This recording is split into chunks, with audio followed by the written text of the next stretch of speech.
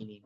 Kemudian yang terkait dengan pandemi juga, mohon maaf di sini, sebagai orang tua hendaknya bersabar betul, karena ini betul-betul Allah Subhanahu wa taala ingin mempertemukan kita dengan anak-anak yang mungkin, mohon maaf ya, selama ini yang mungkin lama sekali berpisah dengan anak-anaknya, anak-anak yang di pondok, sekarang berkumpul dengan anak. Kita diharuskan untuk mengerti anak-anak yang selama ini kita tidak mengerti tentang mereka lebih dalam, ya. Bahkan mungkin sifat asli anak ini kelihatan, yang subhanallah ternyata kalau di pondok tuh nggak pernah mandi, toh itu tunjukkan kepada orang tua, ini loh anakmu itu sebenarnya waktu di pondok itu nggak pernah mandi umpamanya, atau 3 hari sekali mandinya, atau jarang-jarang mandi. Maka Allah tunjukkan kepada kita tujuannya apa? Untuk meluruskan anak ini supaya tiap hari mandi, ya. Apalagi tipikal orang Indonesia mandi sehari 2 kali. Nah, kemudian mungkin ada juga yang pakai kaos itu 1 minggu pakai kaos, nggak ganti-ganti. Nah, ini kesempatan bagi kita sebenarnya untuk meluruskan anak ini, ya, yang ketika kemudian tugas belajar ya memang itu kewajiban bagi orang tua pada asalnya. Adapun guru ini membantu tugasnya, membantu orang tua dalam mendidik anak-anak kita. Sehingga jangan lempar-lempar permasalahan, jangan beranggapan bahwasannya wah, pendidikan itu di tangan guru. Tidak, pendidikan itu tanggung jawab orang tua. Ya, Allah Subhanahu wa taala itu memberikan amanah kepada orang tua untuk mendidik sang anak. Kemudian di antara kemudahan yang Allah berikan kepada kita, Allah itu memerintahkan juga agar para tulabul ilm, para guru, para orang yang berilmu itu untuk membagi-bagikan ilmunya. Nah, kesempatan itu dimanfaatkan, berdirilah yang namanya sekolah, menemukan antara santri yang membutuhkan ilmu dengan guru yang membawa ilmu. Nah, maka guru ini tugasnya hanya membantu apa yang menjadi kewajiban bagi orang tua. Dengan demikian, orang tua tidak ya banyak menuntut kepada sekolah, tetapi bersama-sama sekolah. Gimana caranya untuk memperbaiki anak ini, menjadikan anak ini menjadi anak yang kami harapkan. Kemudian kegagalan dalam pendidikan itu tidak boleh kita lemparkan kepada orang lain. Kegagalan dalam pendidikan anak kita juga kembali kepada kesalahan kita. Ya, dalam hal ini tidak mungkin ya seorang pendidik itu memperhatikan setiap anak satu persatu, tidak mungkin.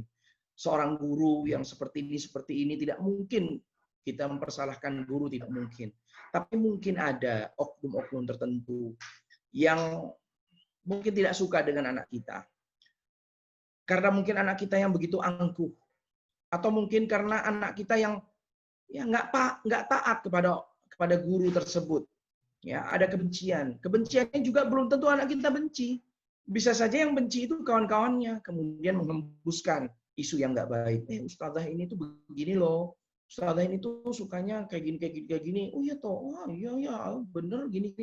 Jadi anak kita cuma ikut-ikutan aja membenci orang yang sebenarnya dia nggak benci. Ketika sang anak benci kepada seorang guru, otomatis guru ini tidak dihormati. Ketika guru tidak dihormati, anaknya menjadi menyepelekan tugas-tugas yang diberikan.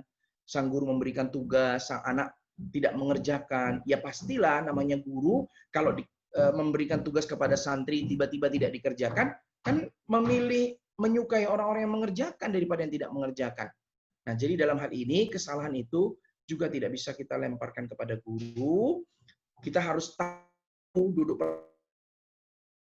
perkara yang benar bagaimana. Kalau kita tahu anak kita itu tertanam di hatinya kebencian kepada guru, maka kita perbaiki. Apa penyebab benci pada guru ini? Oh, hasutan dari kawan-kawannya. Nah, maka kita perbaiki. Nah, ya, jangan mau mendengar kata-kata teman-teman, ya.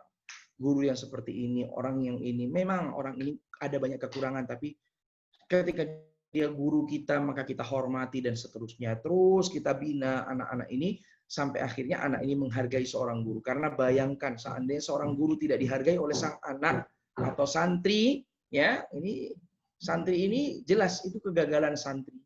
Karena tidak mungkin pendidikan itu bisa berhasil tanpa ada istilahnya kata-kata respect, ya, menghormati dan mengagumi sang guru. Nah, saya kembalikan juga kepada sang guru. Sebagai sang guru, maka hendaklah tidak boleh kaku begitu, ya. Sebagai guru saya harus menjaga karismatik saya. Sebagai guru saya harus tetap fokus pada pelajaran. Saya nggak boleh sembarangan. Tidak, sebagai guru itu subhanallah, karena namanya juga anak-anak, kita harus luas. Ya kadang kita perlu untuk bercanda dengan mereka, bercandalah. Ada waktu yang kita sisihkan untuk pertanyaan-pertanyaan di luar materi kita berikan. Ya materi insya Allah bisa kita kejar pada waktu-waktu yang lain, kita bisa tutup di hari-hari yang lain. Bahkan kalau saya mengajak kepada santri saya, coba ya santri-santri kita kumpul di hari Sabtu ya, libur semua kan. Ayo hari Sabtu kita kumpul di jam berapa kita pelajaran. Mereka juga mau, subhanallah. Kalau kita bisa menarik hati mereka, maka mereka sebenarnya juga mau pelajaran tambahan, tidak ada masalah. Kadang Ahad pagi, ayo kita ini bikin kelas lewat Google Meet apa namanya ini pakai Zoom ya. Mereka juga mau, mereka juga datang, subhanallah. Kenapa mereka mau datang? Karena mereka merasa membutuhkan pelajaran tersebut. Karena menjadi seorang guru, ya di sini tidak boleh terlalu kaku dengan, wah ini kurikulumnya begini, saya harus menyelesaikan begini dan begitu. Tidak boleh terlalu kaku. Nanti ada jalan yang bisa ditempuh, Paknya kurang sedikit, ya besok diadakan kelas tambahan. Kemudian nanti kalau ada kendala-kendala lain bisa dijadikan jalan keluarnya. Ya, mungkin itu yang bisa kita sampaikan, tidak banyak karena saya masih harus menjawab nih pertanyaan-pertanyaan yang masuk. Ya, dalam hal ini ada chat private, mana yang private nih? Privately kepada saya, ya. Coba mana ini yang private ya? Saya kok nggak bisa pisahkan ya. Toib, saya akan bacakan pertanyaannya ya. Afwan Ustaz, jika anaknya banyak, tapi ada salah satu ada yang tidak sesuai keinginan Allah dan Rasulnya, padahal sama dalam pendidikan. Bagaimana Ustaz sebaiknya sebagai orang tua? Ya tadi kita berikan perhatian yang lebih, ya karena sang anak pasti melakukan sebuah perbuatan-perbuatan yang beda-beda seperti itu yang itu tuh mencari perhatian orang tuanya. Saya melakukan sebenarnya dia mencari perhatian orang tuanya. Jadi anak yang seperti ini justru harus kita perhatikan. Ya, jangan sampai orang tuanya malah menyisihkannya. Ya, dan dalam hal ini apa perhatian orang tua kepadanya? Ya coba ya kesehariannya, temani dia, ajak dia berbicara. Ya, bagaimana ngajak bicaranya? Macam-macam. Ada orang tua yang ngajak bicara sambil belanja, diajak belanja, yuk belanja yuk, ya, ngajak bicara saat belanja. Ada yang ngajak rekreasi, berbicara ketika rekreasi. Ada yang mohon maaf ngobrolnya sambil menjelang tidur, ya.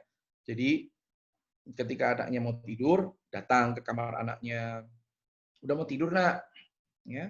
Mimu ini mau ngobrol dikit, nah terus ngobrol, berbicara, macam-macam cara berkomunikasi dengan anak yang mohon maaf mungkin di sini agak sedikit berbeda, dia justru harus mendapatkan perhatian yang lebih dari yang lain tanpa melupakan yang lain. Nah, ini kan kesulitan kita yang terbesar di masa pandemi ini karena anak kita kumpul semuanya. Ya kalau 1-2 orang anak mudahlah. Tapi ini anak 10 umpamanya ya. Anak 10 gimana nih? Yang ini butuh perhatian, yang itu butuh perhatian, yang lain butuh perhatian. Semuanya kita perhatikan, ya, kita memang dituntut untuk menjadi multitasking. Ya, dalam hal ini mungkin kita boleh juga meminta bantuan dari kerabat-kerabat kita, ya, mungkin yang punya paman yang baik, ya, bibi yang baik, bisa kita titipkan kepada mereka untuk belajar apa, katakanlah.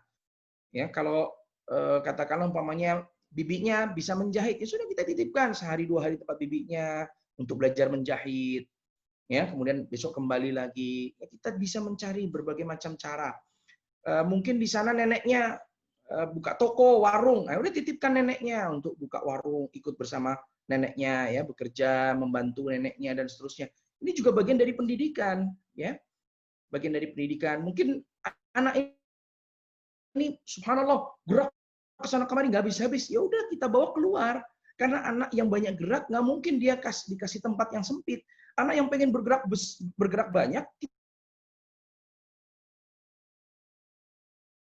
kita kan ya mungkin di daerah mana ya, kemarin saya subhanallah saya menemukan satu tempat, ini nggak bocoran ya, tapi cuma sebagai contoh saja ya, ada satu tempat di sebelah barat Candi Sojiwan. Saya nggak ngajak ke candi loh ya, saya bukan wisata ke candi.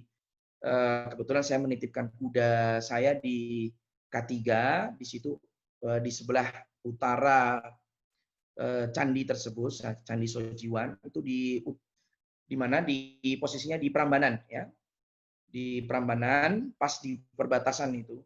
Ketika saya mencoba melatih kuda saya, nah anak-anak saya ajak. Kebetulan ada seperti gazebo kecil gitu, saya gunakan untuk duduk bersama keluarga, anak-anak bisa aktif, lari ke sana kemari, ada yang mengejar kuda, ada yang naik kuda, bahkan ada yang tidur di atas kuda. Si bayi ini, si Asia ini, digendong kakaknya sambil naik kuda, sampai tidur gitu di atas kuda. Subhanallah. Jadi anak-anak yang mempunyai keaktifan yang tinggi, kalau kita letakkan di rumah, mereka akan merusak rumah.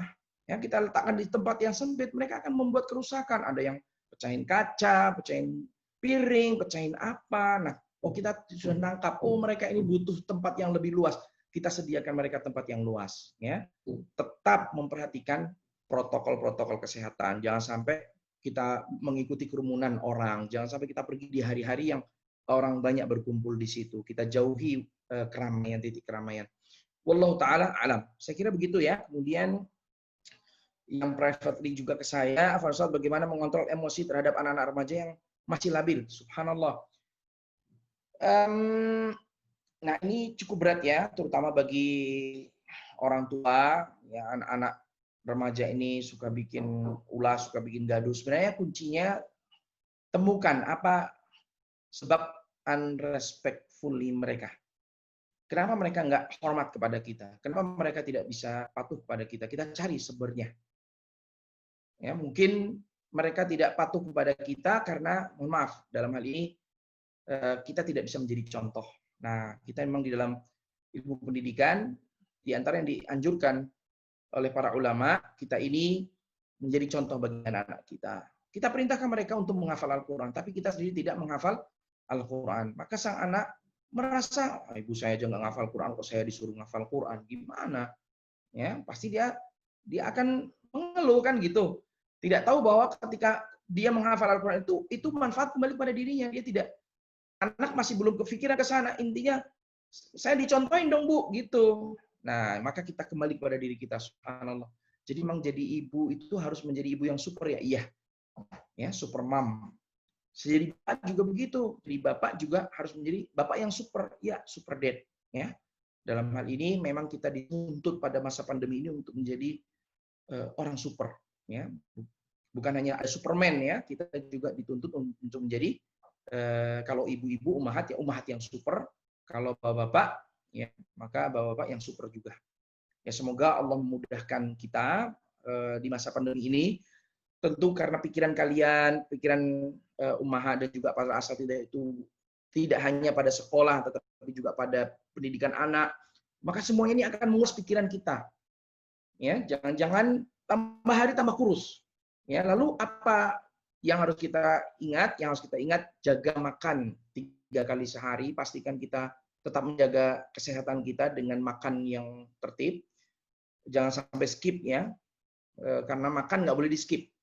Kalau skip, tetap harus ada yang dikonsumsi.